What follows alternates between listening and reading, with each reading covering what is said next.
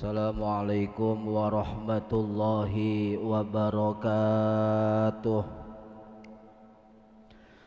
Bismillahirrahmanirrahim. Ila hadratin nabiyil mustafa Muhammad sallallahu alaihi wasallam wa ala alihi wa sahbihi ajma'in. Lahumul Fatihah. A'udzu billahi minasyaitonir rajim.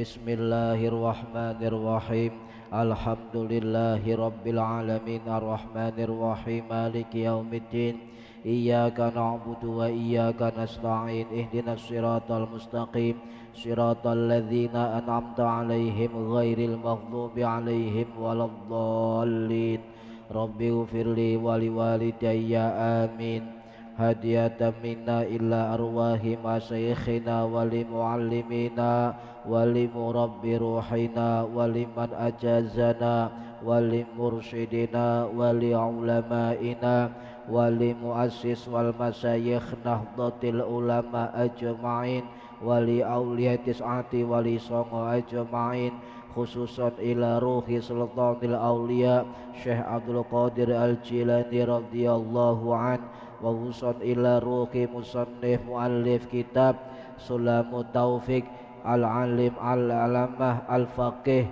Al-Syekh Abdullah bin Husain bin Tahir bin Hashim Ba'alawi Al-Syafi'i rahimahullah wa ila arwahi masyayikhina fil mahad Tebu Ireng Jombang ajma'in wa ila arwahi masyayikhina fil mahad Darul Ulum Rejoso Petarongan Jombang ajma'in wa jami'i usulihim wa furu'ihim wa aswajihim wa dhurriyyatihim wa ahli silsilatihim wa muridihim wa muhibbihim wa jam'iyyatihim radhiyallahu anhum thumma ila hadrati abaina wa ummahatina wa jaddatina wa jaddatina wa ila arwahi man fataha hadhil qaryah wa man aqamaha wa li jami'il muslimina wal muslimat wal mu'minina wal mu'minat al ahya'i minhum wal anwat khususan ila arwahi ahli kubur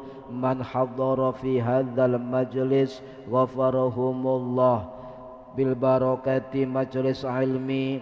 Mugi-mugi kita lan keluarga kita sedaya diparingi sehat wal afiat lahir batin kathah lan barokah rizkine selamat dunya akhirat lan boten wonten alangan gangguan menapa-menapa biidnillahi waridallah syai'un lillahi lana walahumul Fatihah. A'udzu billahi minasyaitonir rajim. Bismillahirrahmanirrahim. Alhamdulillahi rabbil alamin. Ar-Rahmanir Rahim Maliki Yaumiddin Iyyaka na'budu wa iyyaka nasta'in Ihdinas siratal mustaqim siratal ladzina an'amta 'alaihim ghairil maghdubi 'alaihim waladdallin Rabbi ighfirli wa liwalidayya amin. A'udzu billahi minasy syaithanir rajim. Bismillahirrahmanirrahim. Alhamdulillahi rabbil alamin. Allahumma salli wa sallim wa barik ala sayyidina Muhammadin wa ala alihi wa sahbihi ajma'in. Wa la hawla wa la quwwata illa billahil aliyyil azim. Amma ba'du. Ingkang kawula hormati para bapak, para ibu jamaah pengajian rutin kitab Sulamut Taufiq setiap hari Senin ba'da maghrib di Masjid Jami Al-Kautsar Indro Kepomas Gresik Jawa Timur. Mudah-mudahan khususipun ingkang hadir fi hadzal majelis dan umumnya yang mendengarkan atau menonton via online mendapatkan barokah manfaat maslahah wa ni'matah wassalamah wassa'adah wasyafa'ah fid dini wad dunya wal akhirah amin ya rabbal alamin. Monggo diniati ngaji golek ilmu lillahi ta'ala, diniati iktikaf fi hadzal masjid, diniati ngenteni salat isya berjamaah. Para hadirin ingkang minulya, melanjutkan tentang masih membahas tentang maksiatnya dua tangan. Bismillahirrahmanirrahim. Faslun utawi iki ku fasal min ma'asil yadaini setengah saking piro-piro maksiate tangan loro. Minha diantaranya halaman 50. Wa mana'u lan nyegah ngeweh ing wong al-mutari kang madharrah wong sing butuhna mayasudu ing barang kang buntoni hu ing wong kang madharrah. Niki bab tentang menahan uang, mencegah uang tidak diberikan kepada al-madharrah, orang yang membutuhkan, sangat-sangat membutuhkan. Di situ wonten al-mana'u. Wal mana'u itu dari bisa diambil dari al-habsu atau at-tahbisu. Niku artine melarang. Bisa diartikan mencegah, bisa diartikan menahan, bisa diartikan mengekang, bisa diartikan menghalangi dan sebagainya. Melarang, tidak boleh dilakukan, itu melarang. Nah, contoh nggih, panjenengan misalnya diparani wong ini darurat Pak, darurat yang luar biasa sampai diistilahkan madharrah.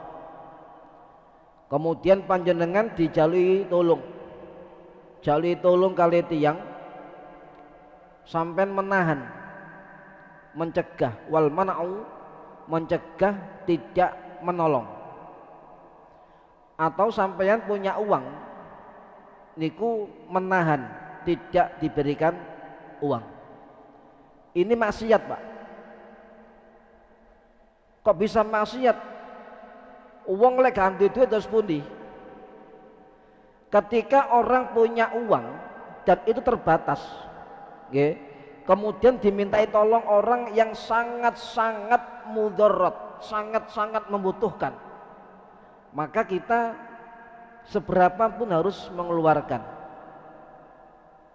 Kalau tidak bisa atau terbatas uangnya, menolong dengan tenaganya, menolong dengan waktunya, ditolong.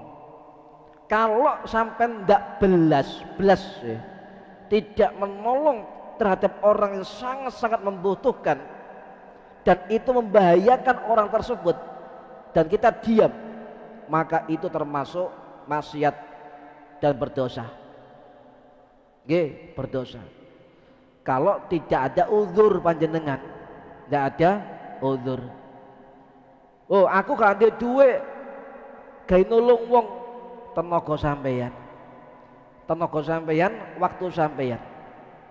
Misalnya nyon sewu ana tangga atau family yang butuh pertolongan armada kendaraan sangat-sangat darurat, maka kita yang punya dan tidak ada uzur wajib hukumnya membantu, wajib hukumnya. Niki tentang maksiat, sebab tidak peduli terhadap hal-hal yang madharrah, orang sangat membutuhkan. Lek esok blas ya njuk sepuro, ngoten lho Pak, sebagai akad kemanusiaan. Ojo iki lambene wis gak gelem nolong, gak gelem ndongakno, iki ne nyerocos ae ngono. Meneng. Lek iso dongakno, Pak. Nggih. Ndak iso ngewangi sepurane, ndak iso ngeki sepurane, sampean dongakno. Nggih, sampean dongakno muga-muga waras, muga-muga kebutuhane terpenuhi, muga-muga masalahnya terselesaikan. Ngoten. Niku makna yang pertama. Makna yang pertama tentang tidak boleh menahan uang yang ketika dibutuhkan. Nggih. Baik itu dengan contoh tadi sebagai pribadi. Yang kedua maknanya adalah menahan uang milik lembaga, menahan uang milik jamaiyah, menahan uang milik jamaah, menahan uang milik sosial, menahan uang milik normale umat, menahan uang milik titipan, menahan uang itu jabatan. Ini tidak boleh. Ketika ada uang itu milik organisasi, milik kelembagaan, milik jamaiyah dan jamaah, ya, kemudian dibutuhkan, sangat-sangat dibutuhkan, al-mutirru sangat-sangat dibutuhkan, kemudian kita menahan uang itu, Pak, menahan uang tidak dikeluarkan, tidak diberikan. Ini maksiat. Ini maksiat dan berdosa. Jikalau ada perbuatan maksiat pasti berdosa. Dan jika berdosa pasti ada ancaman, ada laknat, ada azab. Ini gandengane. Ya. Jadi menahan uang milik orang lain, ya, menahan atau menyimpan uang milik orang lain, dan ketika dibutuhkan kita tidak mengeluarkan, ya, maka kita berdosa. Sebab bukan milik kita, bukan milik kita. Nah, hukum niki, Pak, niku sampun diterangaken ten kitab, nggih, ten kitab Takrib Matan Abu Suja sing dikarang kali Al-Imam Al-Qadhi Abu Suja bin Ahmad bin Husain Al-Isfahani Asy-Syafi'i Al-Asy'ari Al-Madani rahimahullah, sing wafat tahun 1196 Masehi.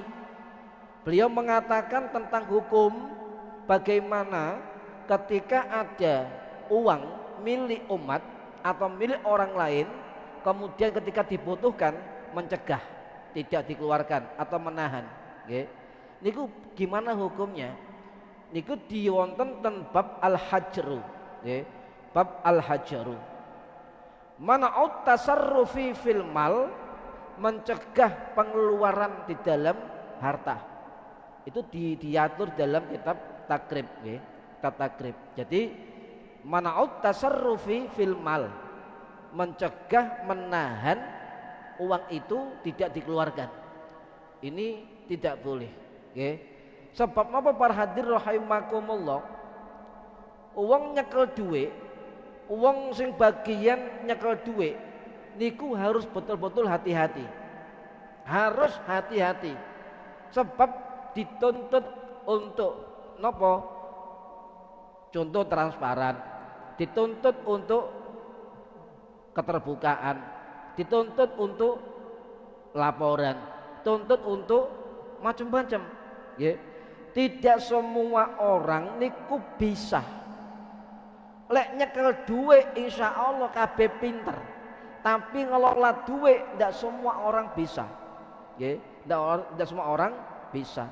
Makanya fikih niku mengatakan jika terkait dengan pengelolaan uang atau idaratul maliyah, maka tidak boleh diberikan kepada 6 orang, tidak boleh, ya. Sinten 6 orang tadi?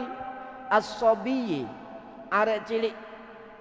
Arek cilik tidak boleh diberikan ketanggung jawab memegang uang. Yang kedua, as-safih, anak-anak idiot.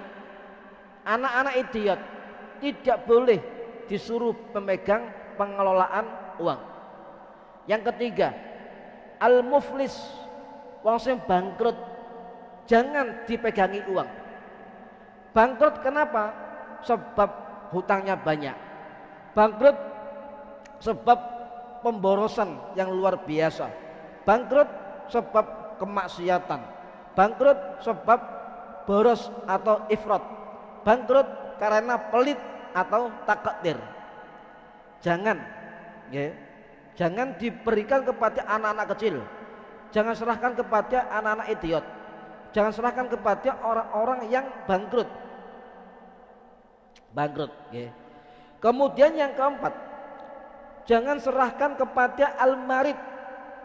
Al-maridu, orang-orang yang sakit. Jangan. Yang kelima, ngelola uang jangan diberikan kepada al-majnun, orang-orang gila. Sebab wong gendeng gak harus duit, sampai kayak duit, tidak boleh. Lah, makna al-majnun di sini tidak hanya gila pikiran saja, tidak gila pikiran, tapi juga hati-hati. Jangan diberikan kepada orang-orang yang al-majnun, juga termasuk gila harta, gila jabatan, gila nafsu, gila macam-macam. Ini jangan. Ya. Niki tambahane guru kula rumen ngaji, ya. Niku mengatakan lek nyerano urusan duit tidak hanya kepada orang gila secara akal, tapi juga jangan kepada orang-orang yang sudah kelihatan gila harta, gila pangkat, gila jabatan. Nah, ini akan amburadul. Kemudian tidak boleh juga uang itu diberikan, dikelola oleh orang-orang yang hamba sahaya. Jadi ono aturane Pak dalam fikih ketika kita bicara soal pengelolaan keuangan. Jadi tanggung jawab,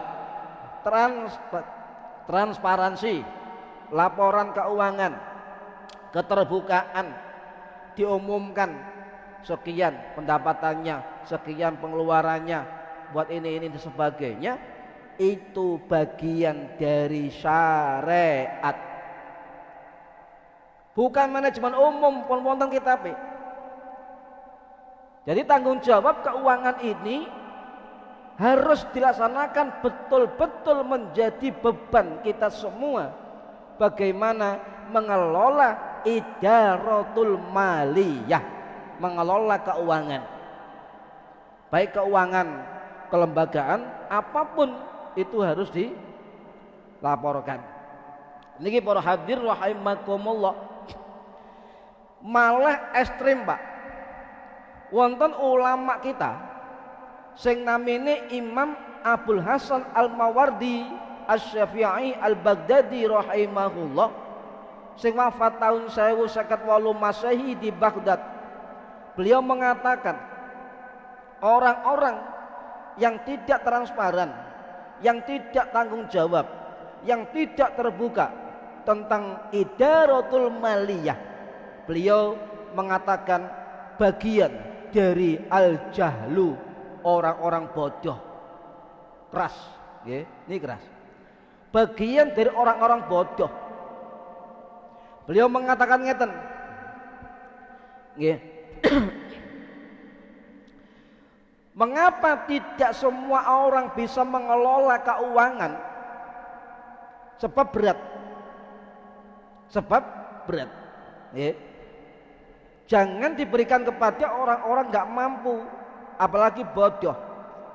Dalam arti bodoh niku beliau mengatakan al-jahlu bimawaqi'il huquqi. Orang-orang bodoh itu dalam mengelola keuangan tidak tahu tempat penyaluran dengan benar. Loh niki pun wonten ulama abad 1000 Masehi mengingatkan tentang transparansi keuangan, tentang akuntabilitas keuangan, apalagi milik umat, milik lembagaan, milik jamaah, jamaah sosial dan sebagainya. Ya. Jadi mengapa begitu? Sebab kata Imam Mawardi, dikhawatirkan ketika orang-orang yang tidak amanah memegang keuangan itu bersifat tabdzir atau mubadzir. Dikhawatirkan apakah sesuai dengan tugas pokok dan fungsi, apakah sesuai dengan kesepakatan, apakah sesuai dengan ADART, apakah sesuai dengan aturan dan sebagainya. Kalau enggak sesuai, maka dikatakan oleh Imam Mawardi sebagai orang-orang yang bodoh, al-jahlu. Keras beliau, Pak. Sifat tabdzir, orang yang tidak tahu bagaimana menempatkan keuangan secara transparansi, keterbukaan, sumber dari mana, untuk apa dan sebagainya, tidak dilakukan seperti itu, maka beliau mengatakan itulah orang-orang yang punya sifat tabdzir. Ya. Napa tabdzir niku? Sesuatu yang ditasarufkan di luar al-hukuk, kebenaran. Baik jumlah duwe piro ndak ngerti, waktune kapan oleh gak ngerti, ya. Kemudian endi catetane gak ngerti, endi ijabe sapa sing ngeki gak ngerti. Maka beliau mengatakan inilah sifat-sifat orang al-jahlu, ya. Orang-orang bodoh. Kenapa bodoh? Biwaqi'il hukuki. Mereka bodoh tidak bisa menempatkan kemana penyaluran idaratul maliyah, pengelolaan keuangan. Ojo dianggap akuntabilitas, profesionalitas, transparansi itu bukan konsep-konsep barat, itu konsep islami. Makanya sebagai bagian syariat tentang tanggung jawab. Para hadirin rahimakumullah, dikhawatirkan, beliau mengatakan akan terjadi dana itu dipakai di luar keperuntukannya, tidak menurut aturan ketentuan yang ada. Ini perbuatan tabdzir.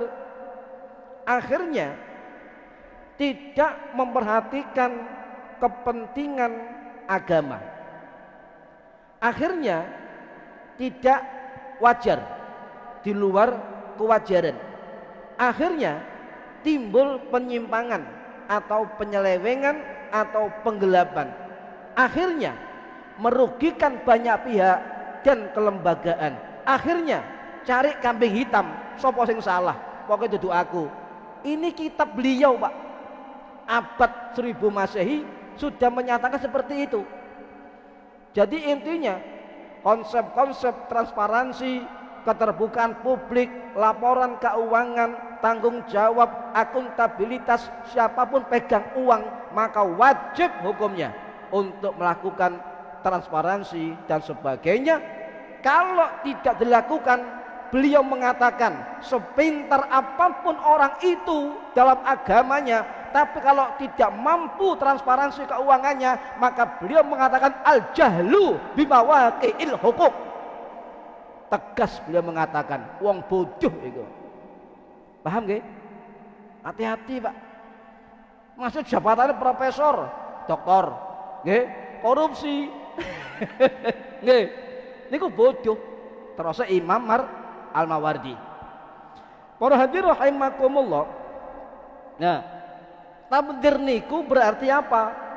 Menggunakan harta milik orang lain, milik umat, bukan pada hak semestinya atau di luar penggunaannya.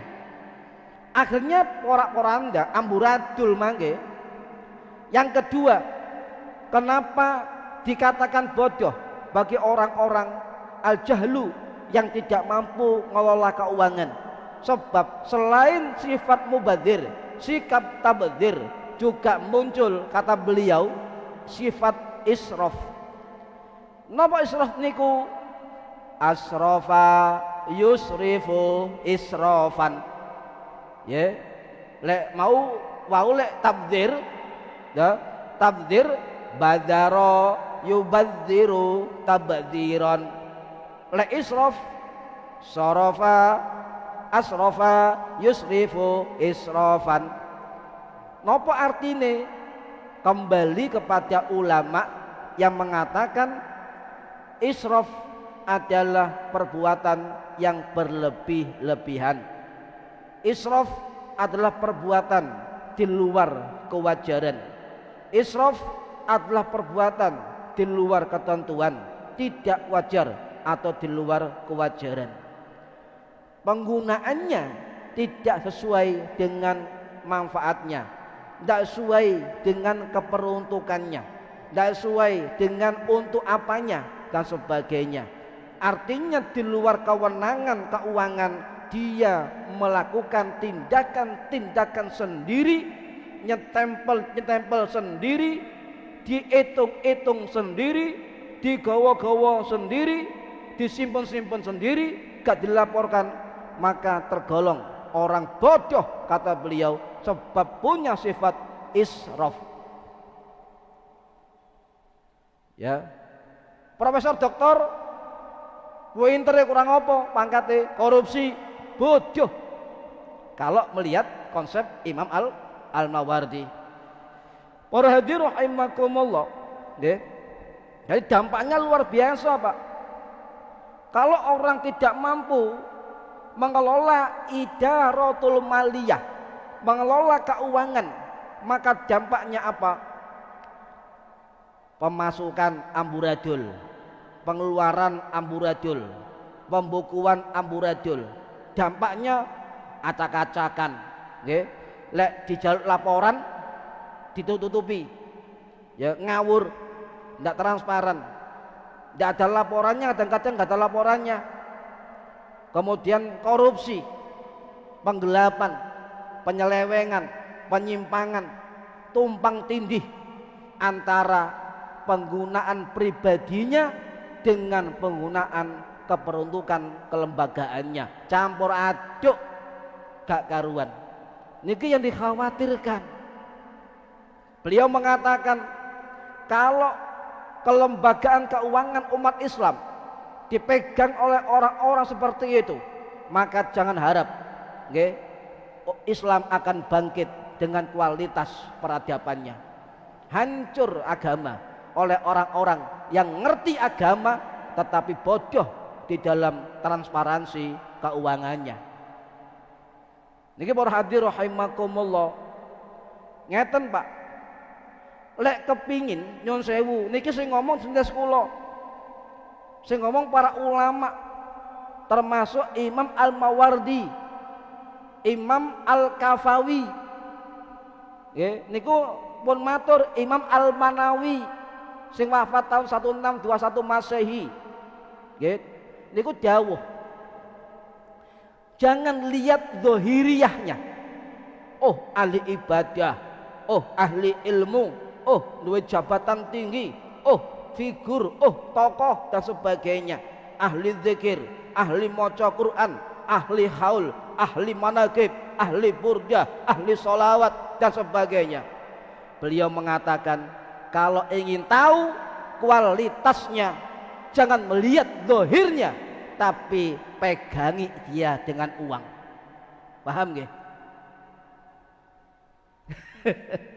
Coba sama kayak duit, iki Pak duit 50 juta sampean kelola. Nah, beliau mengatakan kalau ingin kualitasnya orang-orang seperti itu, serahkan keuangan padanya. Nah, nanti akan terlihat ukuran kesolehannya, terlihat ukuran akhlak dan moralnya, terlihat kualitas ibadahnya, karakter sifat-sifatnya. Sebab napa para hadirin, banyak orang alim, ahli ilmu, banyak orang ahli ibadah, banyak pangkatnya tinggi, banyak tokoh figur dan lain-lain yang solehnya soleh ritual, soleh pribadi, tetapi ketika megang keuangan amburadul kesolehannya, soleh ritualnya tukang ngentit, soleh ibadahnya tukang ngentit, ahli zikir tukang ngentit. Kathah niki Pak, nyun sewu niki sing ngomong kene kula Imam Al-Mawardi rahimahullah, ulama sing wafat tahun 1058 Masehi di Baghdad. Ya, adi kayak ana duit Pak. Iku walim iku. Kayak ana duit, kok nyekel duit, iso enggak nyekel duit. Itu ukuran beliau mengatakan begitu. Ya. Beliau mengatakan, ya, idza aradta an ta'rifa solahu insan. Kalau sampai ingin tahu kesolehan seseorang, solahu insan, wong apik, wong soleh, pingerti sampean? Beliau mengatakan, fangdur ila kaifiyati ta'amulu ma'a ghairihi bidirhami wad dinari. Kalau kamu ingin mengetahui kebaikan orang, kesolehan orang, fangdur, maka lihatlah ila kaifiyati, bagaimana dia mengelola apa? Ma'a ghairihi, bersama orang lain, bidirhamin wa dinarin, tentang keuangan. Cekeli Pak, mampu tidak dia untuk transparansi dan keterbukaan. Nah, ini ukuran kesolehan duit ini, hati-hati. Kadang-kadang kata alim serbane kawat zikir nang dindi ngentit, tak kaya duit wedi, alasannya ngalor, ngidul, munggah, ngisor. Memang uang itu masya Allah godaannya besar. Niki para hadirin rahimakumullah, hati-hati Pak. Tapi kita akan hormat ketika ada orang yang transparan, yang terbuka, yang melaporkan keuangan, sebab dia termasuk orang-orang menjalankan fikih di dalam Islam tentang pengelolaan keuangan, idaratul maliyah. Paham ya? Hati-hati Pak, ya, kita hormat. Nah, para hadirin rahimakumullah, kalau kita tahu bagaimana kedudukan kita di hadapan Allah, niki sampun diterangkan oleh Imam Ibnu Athaillah As-Sakandari As-Sadzili Al-Maliki Al-Misri rahimahullah, sing wafat tahun 1309 Masehi. Dalam kitab masyhur beliau, kitab Al-Hikam, beliau dawuh, nggih, maqamuka haitsu aqamaka, kedudukanmu, ya, di mana Allah menempatkanmu, itu kedudukan. Kalau kita didudukkan oleh Allah memegang keuangan, itu hati-hati, karena itu sumber petaka bagi siapapun. Tidak pandang itu ulama, tidak pandang itu kiai, tidak pandang itu ustadz, tidak pandang itu tokoh masyarakat, tidak pandang ahli agama, tidak pandang jabatannya agama. Tapi lek nyekel duit sampai nilai Pak, becus atau tidak, itu ukuran kesolehan. Konsepnya Imam Al-Mawardi, abad 1000 Masehi pun wonten. Nggih, hati-hati, nggih. Maka lihatlah. Nah, kalau misalnya saya ingin ditempatkan Allah di dalam makom-makom di dunia yang mulia, saged napa mboten? Saged. Kum haitsu aqamakallah, kata beliau, napa? Bertempatlah kamu yang ingin mendapat tempatnya dari Allah Subhanahu wa ta'ala. Dengan cara apa? dengan cara maqamul asbab. Sampean mencapai makom, kedudukan tertentu itu dengan sebab-sebab. Lek sampean makome tajarrud, Pak. Ono makom tajarrud. Makom niki kedudukan yang tinggi tapi angel. Duwe moro dhewe. Angel mboten. Makom tajarrud niki rata-rata dimiliki waliullah. Para nabi, para anbiya, para rasul, para waliullah dan orang-orang yang dekat dan dicintai oleh Allah Subhanahu wa taala. Kita niki orang-orang awam itu insya Allah masih bisa mencapai makom yang tinggi di hadapan Allah dengan makomul asbab, makom-makom yang dicari dengan sebab-sebab ikhtiar kita, doa kita dan tawakal kita, ya, bersandar kepada ikhtiar kita. Ini nggih. Tapi ngoten dawatul asbab atau makomul asbab, sing kerja tetap kerja, sing duwe pengen jodoh yo golek jodoh nang nikah. Nggih. Ojo kemudian apa jare Gusti Allah sampai duduk makom tajarrud angel, Pak. Aku tak wiritan lah. Wiritan hasbunallah ping 1 juta. Duwe cak moro dhewe. Duwe durung moro tasbih pedhot. Tetap zikir, ibadah, tetap ikhtiar nggih. Para hadirin rahimakumullah. Sapa sing dikai Gusti Allah istiqomah. Nang sewu, Pak.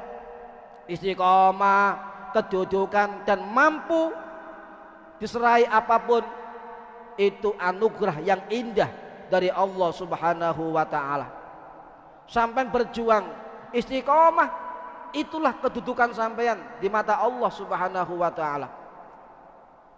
Sampai menyebar kebaikan istiqomah, maka itu bagian dari makom sampean di hadapan Allah Subhanahu wa taala.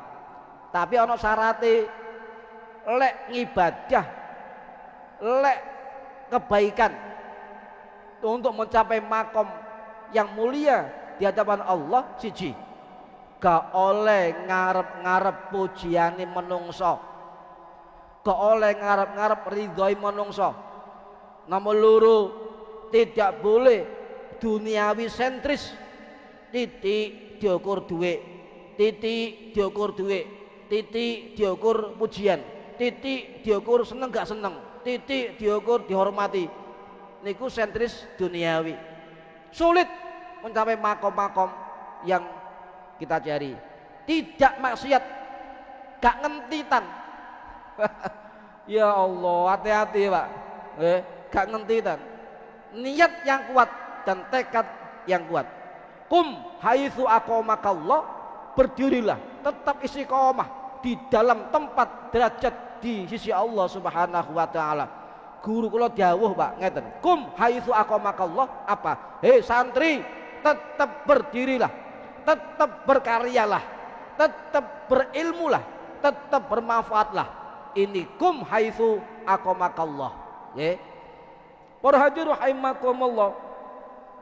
Nah, niki kedudukan istiqomah niku tetap dipertahankan, tetap ditingkatkan. Termasuk orang-orang yang pegang keuangan itu tetap istiqomah, tidak melakukan kemaksiatan, mempertahankan kejujuran dan sebagainya. Paham nggih? Nah, lek kita niki, Pak, kita ini ketika istiqomah, diberi kekuatan istiqomah, diberi ketaatan terus menerus, sampai jamaah terus menerus, misalnya maca Quran terus menerus, misalnya ada kunci yang harus kita pahami. Ini diberikan oleh Imam Ibnu Athaillah As-Sakandari. Nggih, napa? Mata rozaqaka ta'ata wal ghina bihi anha fa'lam annahu qad asbagu alaika ni'amahu dhahiratan wa batinatan. Ketika engkau diberi rezeki ketaatan, Pandanglah Allah dengan sebagai pemberi nikmat. Jika engkau istiqomah jamaah sholat di masjid misalnya, pandanglah Allah, terima kasih kepada Allah pemberi nikmat istiqomah jamaah. Sama tiap hari sholawatan, terima kasih kepada Allah memberikan rezeki istiqomah sholawatan, memberi nikmat. Ya,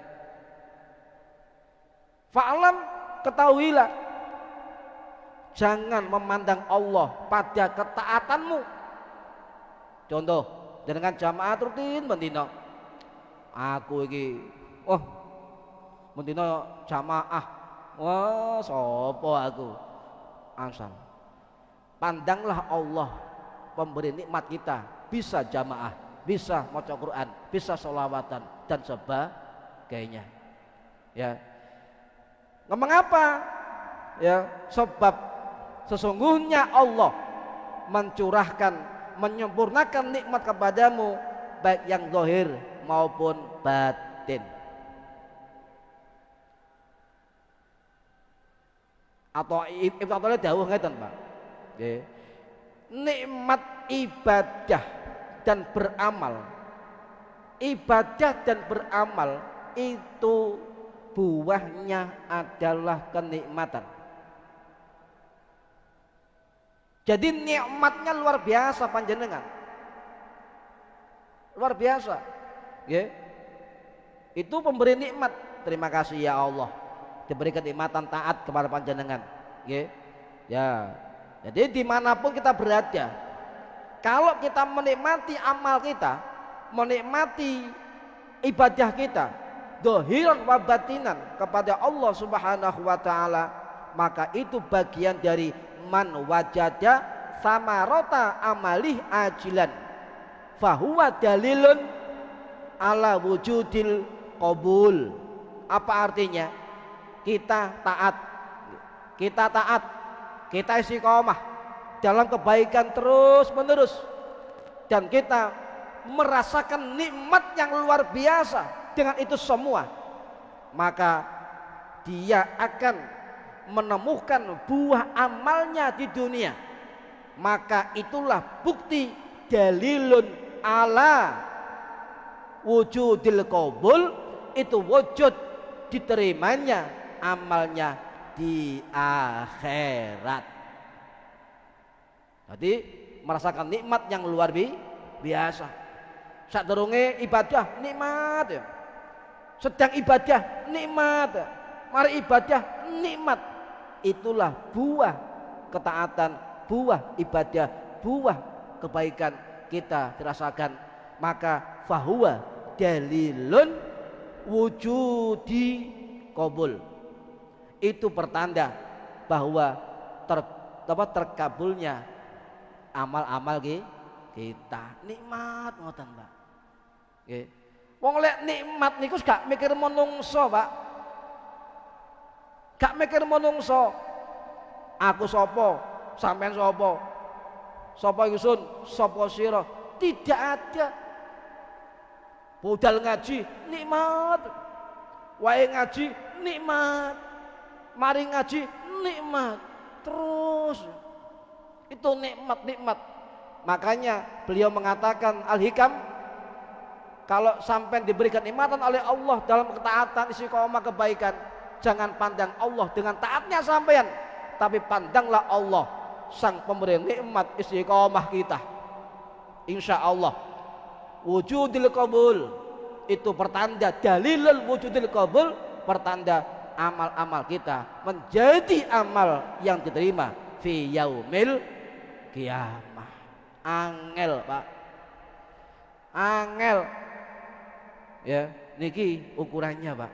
Nggih, adat.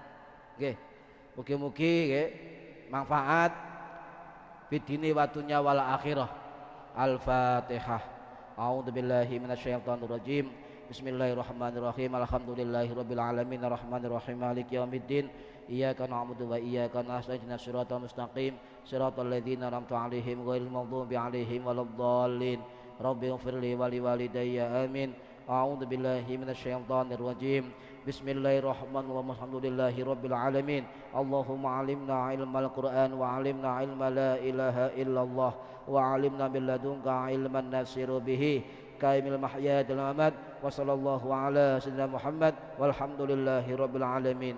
Wallahu a'lam bishawab. Assalamualaikum warahmatullahi wabarakatuh. Allahumma shalli ala Muhammad